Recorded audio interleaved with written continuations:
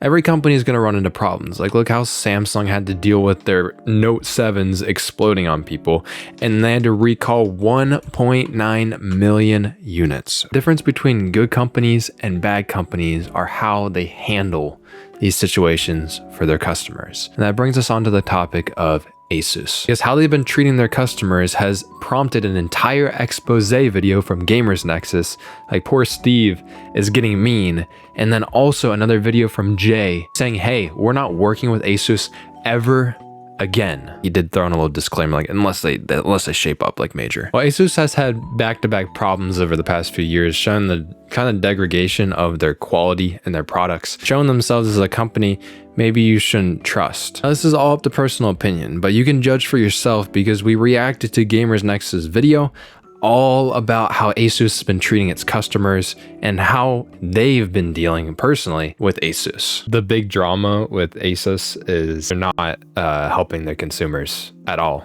They're not honoring their warranties. They're just letting motherboards explode, and they even put out a BIOS that voids your warranty on their website. ASUS is the motherboard for those who dare. I've got nothing, it's totally froze again. Oh, there you go, there you go. The BIOS update really plainly spells out, hey, if something goes wrong because of our BIOS, fuck you and fuck your board. You gotta give it to them. It's pretty accurate branding. You have to be very daring to want to introduce that to your home. Absolutely panicked BIOS updates, and it's mixed messages on warranty support. Wait, I only listened to this video. BIOS update. Wait, how did this pass? 7000x60? Bro, they're in the 6th dimension. They're trying to resolve the self-immolating CPU problem, and if you missed that video, definitely go watch that before this one.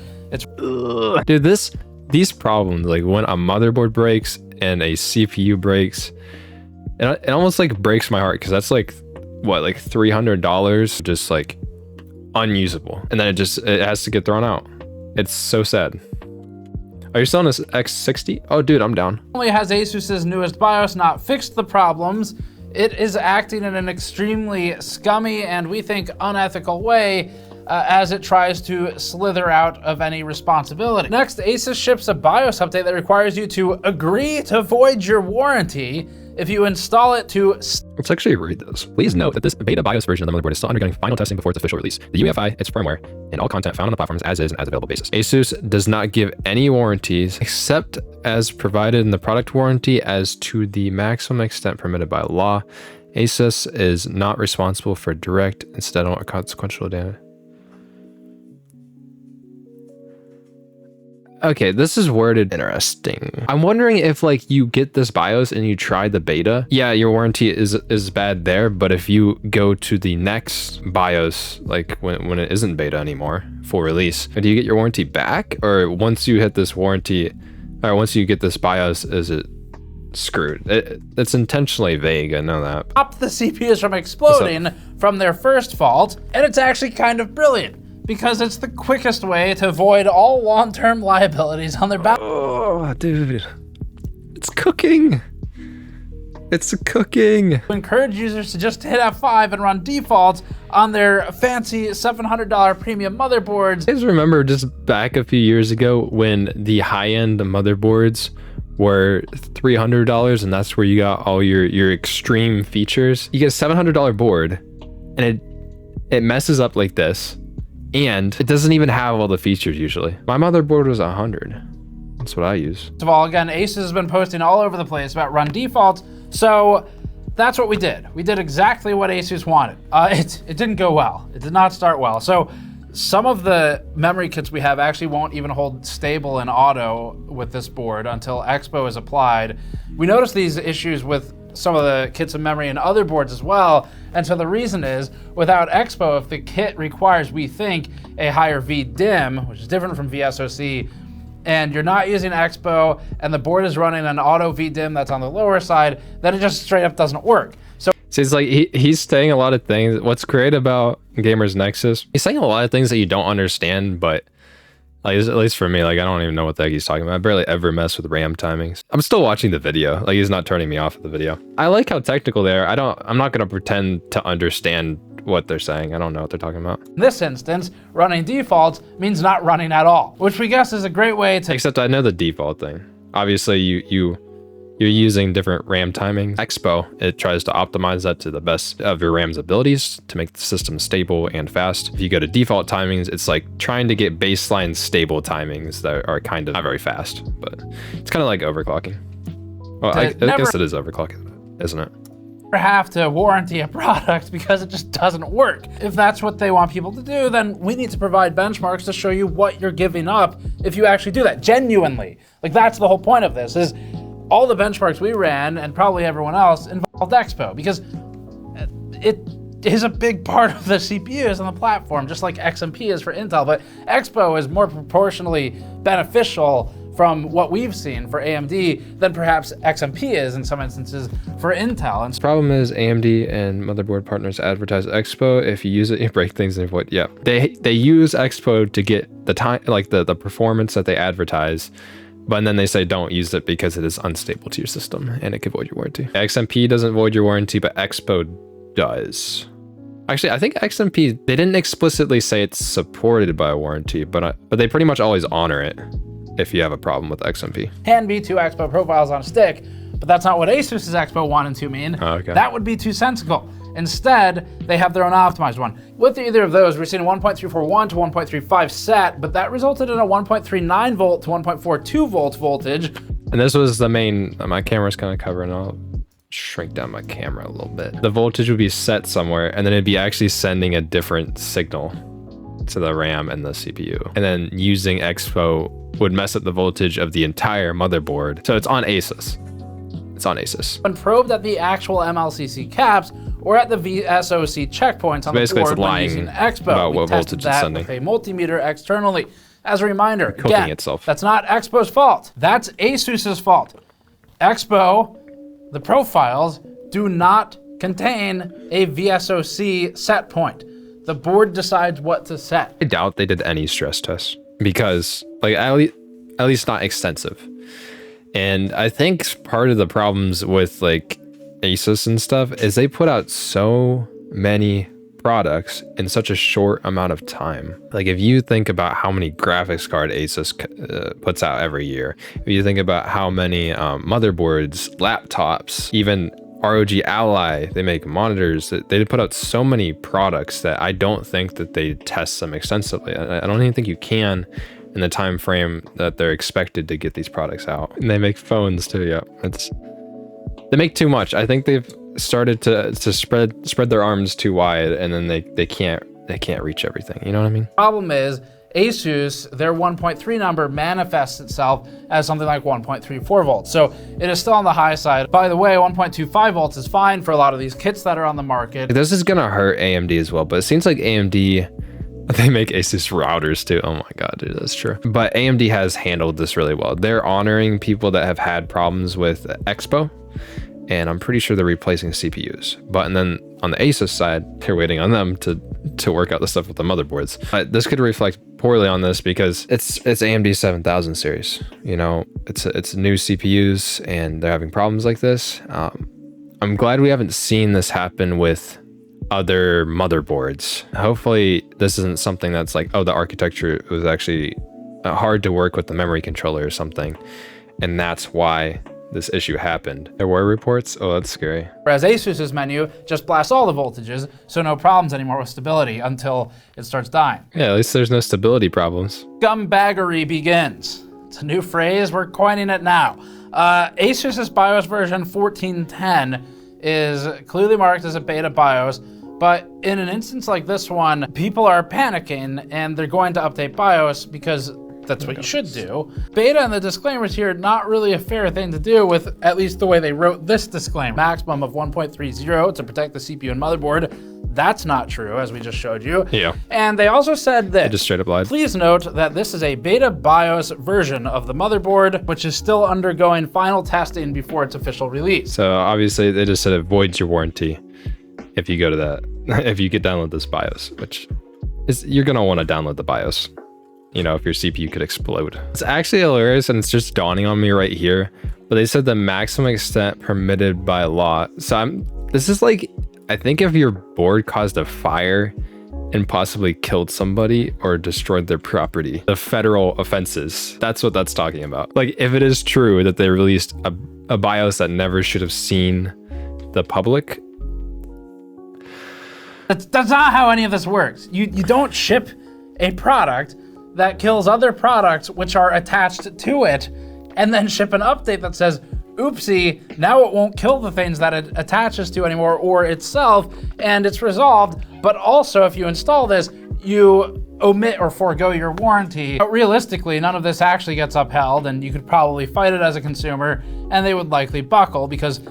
So like, this is the part of the video that I think is really interesting, is like, they could say all this, but this is all an unreasonable request. And if you were to make a case against ASUS, what would you even call it? If everybody came together to fight this, class action lawsuit. If you all sued ASUS, you'd probably win. Even though they have things that are like trying to, you know, protect their ass, they're not gonna win that. This is unreasonable. Like, you could also make the claim that this could hurt somebody because it does cause a fire. ASUS here is doing something very dangerous for ASUS. Is suffering, something that ASUS builds its brand on, where I actually saw a Reddit comment the other day where someone said, I'm glad I bought ASRock, which is like, whew, that's, yeah, ASUS, that's a really bad place to be. I also want to mention too, it's just like very bold. Gamers Nexus is willing to destroy a $700 motherboard to test these things. Like, it's it just gives a lot of faith to the community that they're doing this for the right reasons, I guess. Integrity.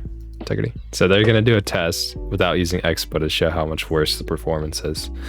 And then this ridiculous claim to not use Expo on ASUS's part, ASUS, it's gonna say it reflect badly on their performance and their motherboards and the performance on AMD. Yeah, and they're willing to burn bridges with them. So did Jay's 2 cents. He also burned bridges with ASUS. Too many bad things over and over again. First one, Shadow of the Tomb Raider at 10. This is how it looks for Expo on versus Expo off. So as you can see, you're getting what, like about 12% difference or so, somewhere in there, by turning it off. Yeah, and then that puts it neck and neck with last generation. Look, this is my CPU. The 5900X is only performing a little bit worse than the newest gen. Knowing this, you should buy the 12100F instead.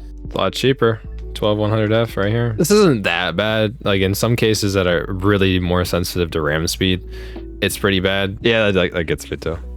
Intel doesn't even have to work for this, and Intel's marketing has been kind of like pretty bad recently. So if you bought a board off Amazon and it had not the exact correct BIOS from ASUS at the time, and you put an X3D CPU in there, it will allow overvolting. Ask me how I know. When you get the purple. Oh, dude, wait. Oh, God. Wait, was this in the first video? Did he just put 1.55 volts? Oh, God. But CPUs usually run at like 1 point, like under 2, right? Oh my God. Why you wouldn't want to get an ASUS product right now is like, motherboards are something that you just expect to work. And if your motherboard is failing, your reliability as a brand is just like, it's down so far. Is if you get into your car and it has a sport mode, and you switch it to sport mode, and then the car explodes. No middle step. You turn it to sport mode, and kaboom.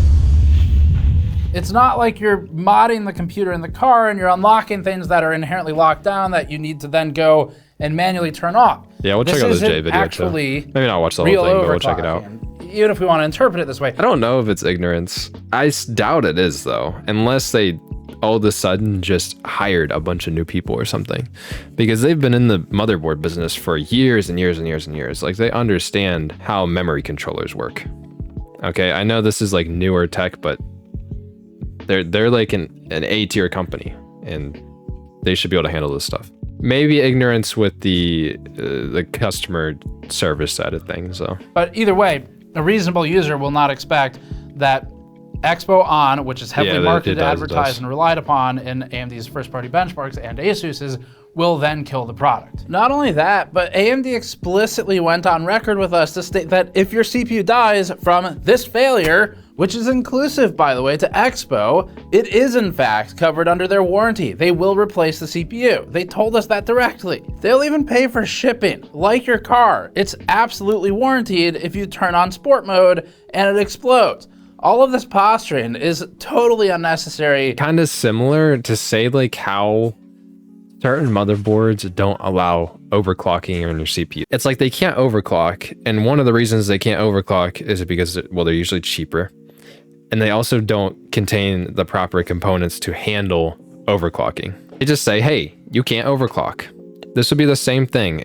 If you weren't able to do it, they shouldn't include the feature in the motherboard. It's irresponsible on their part. The wording you refer to is from an NDA or non-disclosure agreement AMD guidance advisory concerning voltage, as noted in our statement, as confirmed with AMD. Please reach out. So is this, they said that they would cover this Expo under warranty, and they told that to Gamers Nexus. Is what this saying? They weren't supposed to tell them that? I don't trust, I have no faith in them handling any situations if they can't even hold an NDA. This is kind of like, what did NVIDIA do about the melting power connectors on 4090s? Like what happened there? They still designed a connector that was easy to plug in incorrectly.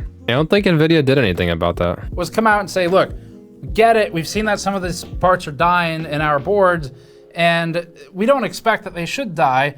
But if they do, here's what we're doing. Step one, we're updating BIOS. You'll want to grab that as soon as we're done panicking, running around headlessly and uploading a bunch of shit to our website that might break your stuff. Grab the next BIOS that's actually good. And step two, if a part does die, in writing right now, we are committing to replacing those parts if they die in this fashion. That's all they really had to do here.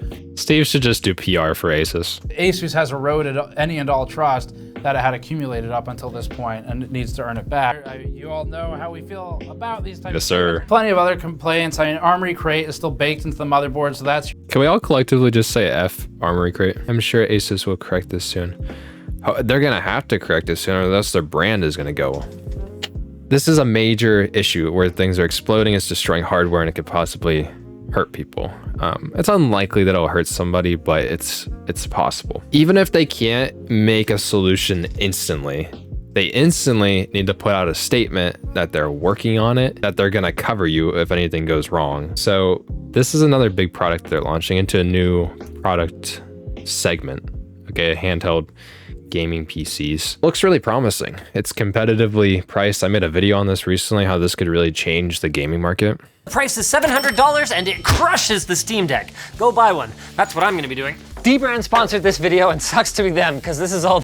They're good. All the stuff that's going on with ASUS right now, it could really reflect poorly onto the Ally. As a company-wide thing, this is a huge mistake. It's a good product. Like ASUS does put out good products. That's the thing. It's just like their PR team and their customer service team is just like, not good. Definitely isn't good. And Jay's video, he says they're done. Bro, look how smug he looks at the beginning here. Look at my man. Dear ASUS, it's been real, but it's over.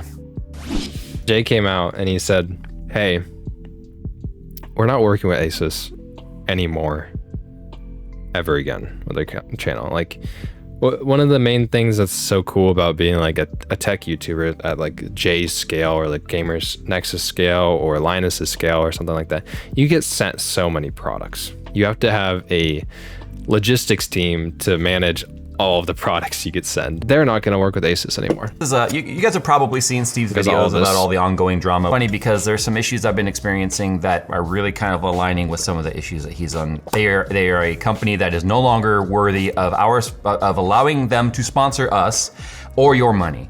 And my first obligation on this channel is to the consumer. It's a big deal for us to say, hey, keep your stuff. We rely on a lot of parts sponsorships to do the builds and the videos and the how-tos and the tutorials and all that sort of stuff. How does this make you guys feel?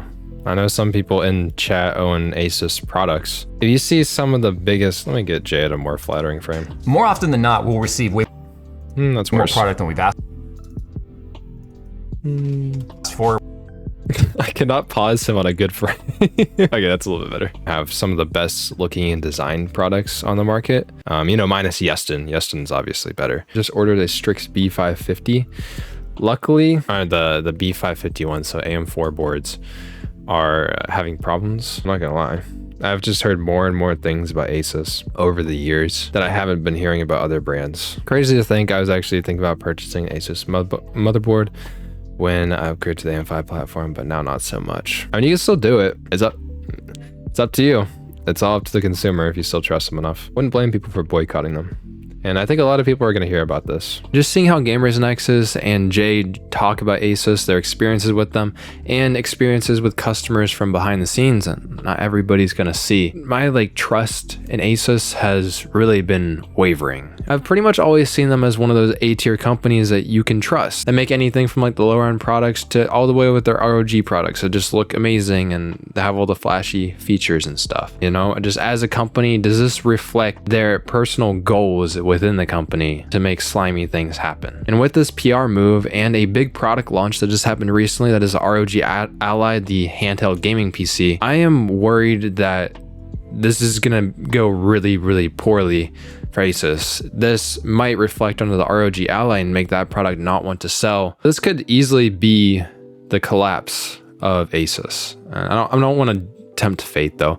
I don't want to see them go away, but they need to act on this and start redeeming warranties for people and protecting people, not voiding your warranty for trying to protect your PC from exploding. We want to see that turn around. We want to see ASUS side with the consumers a little bit more in order to be seen again as a company with integrity. Hopefully they get their act together and start treating their customers better. Or as Jay said in his video, you can easily see a company that seems as valuable as ASUS is just completely plummet.